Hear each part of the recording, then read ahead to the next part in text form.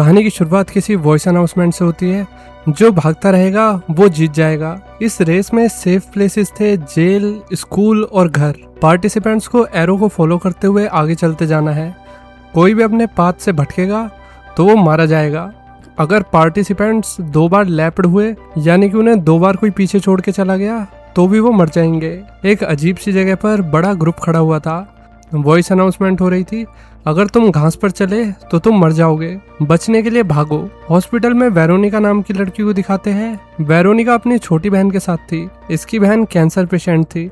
लड़की बच नहीं पाई। वेरोनिका अपनी बहन की मौत की खबर सुन के टूट गई थी। कुछ टाइम बाद डॉक्टर ने वेरोनिका को बताया कि तुम्हें भी तुम्हारी बहन और माँ की तरह कैंसर है, तुम्हारे पास ज्यादा टाइम नहीं है। वेरोनिका ने हार नहीं मानी। उसने टाइम से सारी दवाई ली, एक्सरसाइज की, अच्छी डाइट ली। उसने ठान लिया कि उसे थोड़ा और जीना है और वो कैंसर से हार नहीं मानेगी। कई महीने बाद वेरोनिका डॉक्टर के पास गई और टेस्ट के रिजल्ट से क्लियर हो गया कि वेरोनिका ने कैंसर को हरा दिया है। अब लड़की एकदम ठीक हो गई थी। वेरोनिका फिर घर जा रही थी। रास्ते में पता नहीं एक वाइट लाइट ने उसका रास्ता ब्लॉक कर दिया। फिर जब उसकी आंख खुली तो वो यहाँ पे इतने सारे लोगों के बीच में थी। लड़की बाकी पार्टिसिपेंट की तरह ही कंफ्यूज हो रही थी। अनाउंसमेंट हुई कि जीतने के लिए भागते रहो। वेरोनिका कंफ्यूज हो गई। उसका पैर गलती से घास पर चला गया और अचानक से वेरोनिका एक्सप्लोड हो गई। पार्टिसिपेंट्स की तो देख के फट गई। सब इधर उधर भागने लगे। अब फ्लैशबैक दिखाते हैं। अफगानिस्तान में अमेरिकन सोल्जर जस्टिन दूसरे सोल्जर एडी को खींच के ले जा रहा था। एडी का एक पैर वॉर में चला गया था। जस्टिन एडी को खींचते हुए केव के अंदर ले गया। उसे खींचना काफी मुश्किल था पर जस्टिन ने हार नहीं मानी। वेदर काफी ठंडा था। जस्टिन ने एडी को हक कर लिया ताकि उनकी बॉडी गर्म रहे। दोनों ने फिर एक दूसरे को अपना नाम बताया। एडी कह रहा था कि तुम इतने अच्छे सोल्जर हो, तुमने मुझे बचाया, कोई और होता तो मुझे छोड़ के चला जाता। अब कुछ साल बाद जस्टिन और एडी अब भी टच में है। उनका बॉन्ड बहुत स्ट्रांग हो गया था। जस्टिन स्कूल में स्पेशल बच्चों को पढ़ाता था। जस्टिन ने एडी को अपने इंस्टीट्यूशन में बुलाया कि तुम आके बच्चों को मोटिवेट करना। एडी भी बच्चों से मिलने चला गया। उसने चिल्ड्रन को गहरी गहरी बात कही, हम चाहे तो कुछ भी हासिल कर सकते हैं, बस हमें हार नहीं माननी और अपने टारगेट को अचीव करने में अपना 100% देना है। स्कूल के बाद जस्टिन और एडी घर जा रहे थे तो रास्ते में रेड लाइट पे उन्हें 2 डीफ फ्रेंड दिखे, यानी कि बहरे दोस्त। दोनों एक्सरसाइज कर रहे थे। वहाँ पे एक स्ट्रेस्ड वुमेन भी थी जो गुस्से में आके डीफ लड़की के बम को धक्का मार के चली गई। लड़की के दोस्त ने लेडी को साइन लैंग्वेज में बहुत सुनाया लेकिन स्ट्रेस्ड वुमेन पर कोई असर नहीं पड़ रहा था। एडी और जस्टिन फिर कार में बैठ के नॉर्मली बात कर रहे थे कि तभी वाइट लाइट ने उन्हें अंधा ही कर दिया। एडी, जस्टिन, डीप फ्रेंड्स और स्ट्रेस्ड वुमेन और होमलेस वुमेन सभी ह्यूमन रेस में आ गए जो भी उस टाइम उस रोड पे थे। ग्रुप में 80 लोग हैं। सब एकदम से इस स्ट्रेंज जगह पर आ गए थे। सभी लोग वेरोनिका के सर का एक्सप्लोजन देख के भागने लगे। एक ओल्ड आदमी जो ठीक से चल नहीं पा रहा था वो कैसे भागता। डीप फ्रेंड्स कंफ्यूजन में थे कि हम दोनों इस जगह पर कैसे आ गए। एकदम उन्हें अनाउंसमेंट की आवाज आती है, ये तो मिरेकल हो गया, हम सुन पा रहे हैं। एडी और जस्टिन पैनिक हो रहे। दोनों भागते हुए बात कर रहे कि हम यहाँ कैसे आ गए। अनाउंसमेंट में बताया जा रहा था कि अब 74 लोग बचे हैं।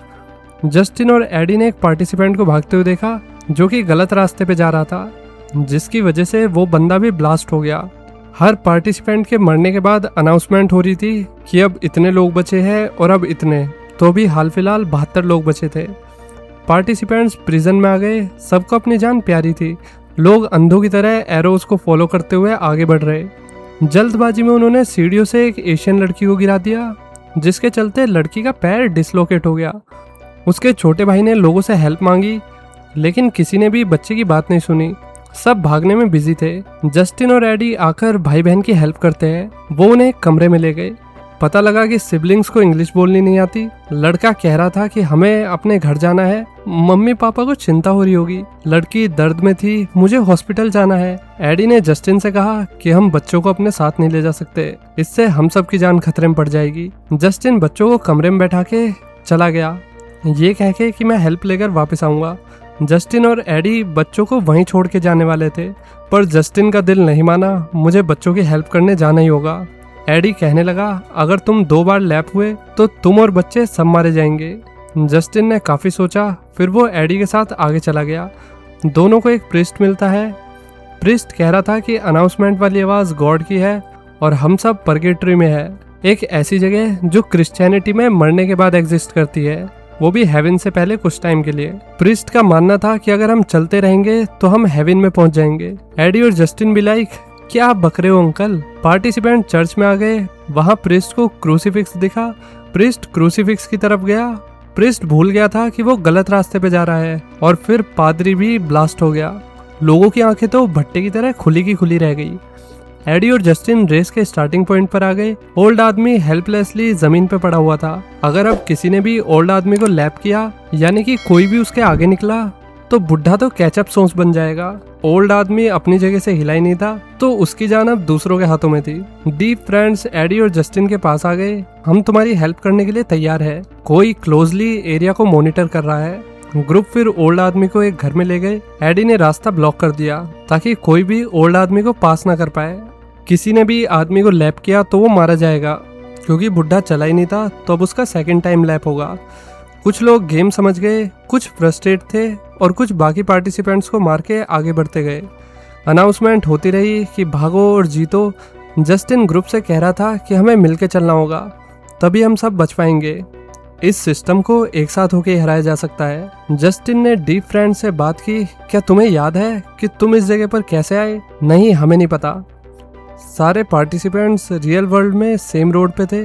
सब टेलीपोर्ट कर रहे थे। Stressed women, priest, old man, बेघर आदमी और एक प्रेग्नेंट लेडी, सब यही थी। एक मुस्लिम आदमी प्रे कर रहा था कि उस पे स्ट्रेस लेडी भड़क गई, तुम लोगों की वजह से ही ये सब हो रहा है।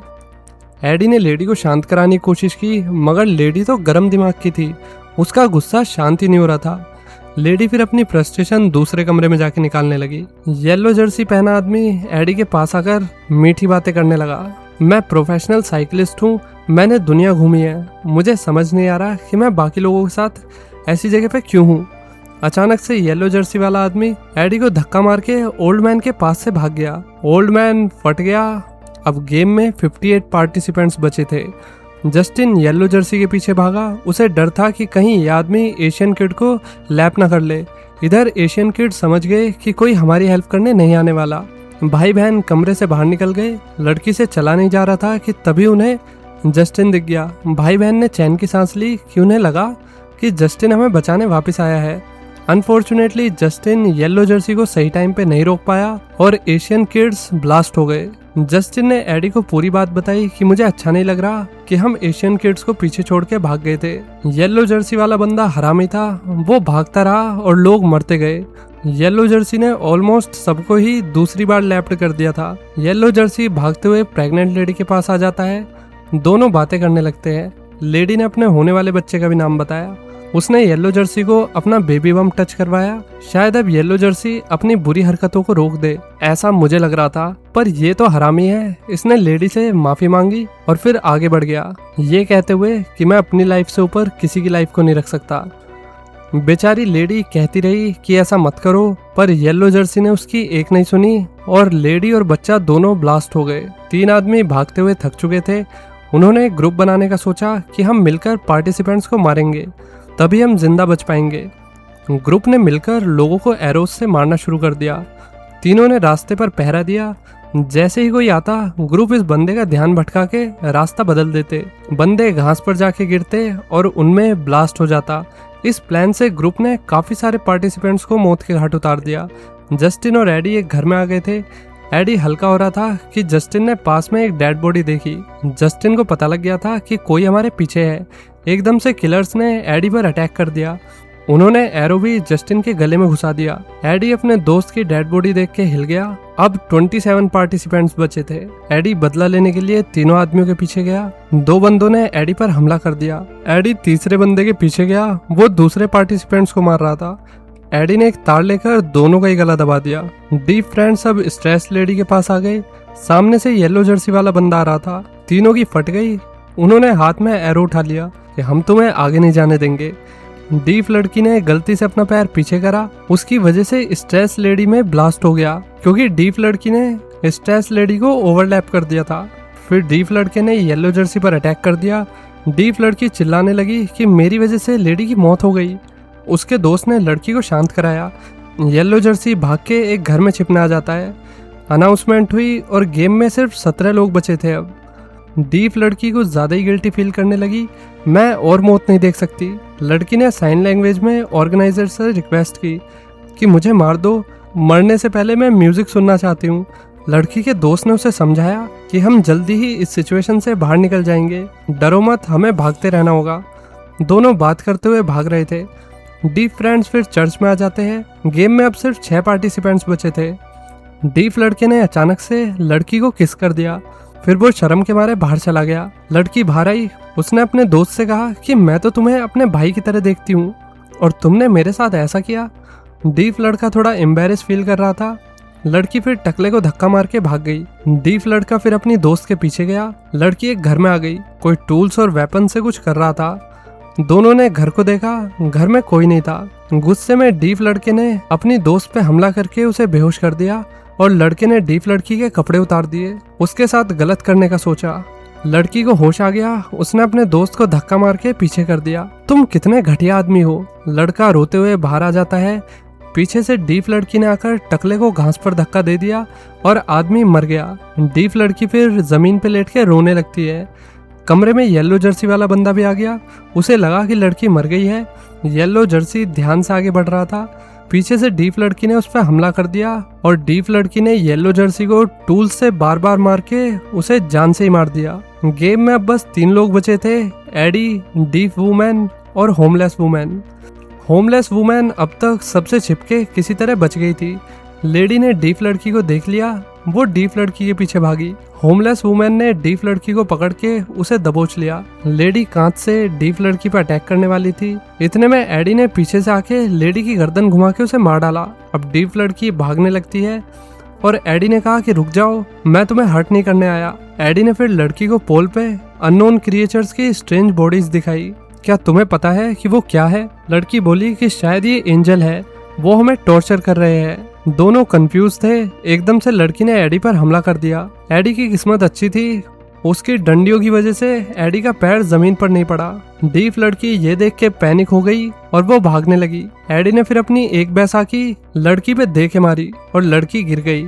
फिर एडी ने उसका गला दबा के उसको जान से मार दिया। एडी ये गेम जीत गया। अननोन वॉइस ने अनाउंसमेंट की, कॉन्ग्रेचुलेशंस एडी, तुम जीत गए हो। एडी ने पूछा कि तुम कौन हो? हम सैराहिद है और कॉन्ग्रेचुलेशंस, तुमने ह्यूमन रेस को रिप्रेजेंट किया है। आज तक इस रेस में कोई ह्यूमन नहीं आ पाया था, पर तुमने साबित कर दिया कि लड़ने से कुछ रेस जीती जा सकती है। तुम्हें वेट करना होगा जब तक बाकी वर्ल्ड्स के विनर अनाउंस नहीं हो जाते, तब तक तुम आराम करो। Good luck Eddie. अगले गेम में वैसे तुम्हारे जीतने के चांसेस काफी कम होंगे। दोस्तों, इन सबको एलियन स्पीशीज ने गैलेक्सी से किडनैप किया और इन्हें जबरदस्ती ऐसी रेस में पार्टिसिपेट करवाया। हर वर्ल्ड का एक विनर होगा, फिर विनर्स की एक इंटर गैलेक्टिक रेस होगी। एडी फ्रस्ट्रेट होकर घास पर चला गया कि मुझे जीना ही नहीं है, पर उसे कुछ नहीं हुआ। एडी फिर पहाड़ की तरफ गया। उसकी आंखें खुली की खुली रह गई जब उसने देखा कि वो अर्थ पर नहीं है बल्कि किसी और ही प्लानेट पे है। एडी टावर की तरफ गया।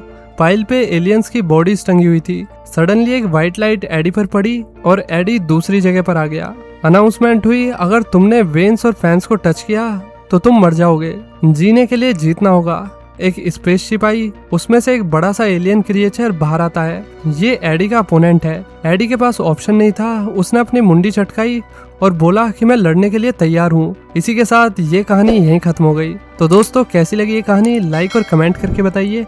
चलिए मिलते हैं नेक्स्ट वीडियो में। Till then take care, bye bye.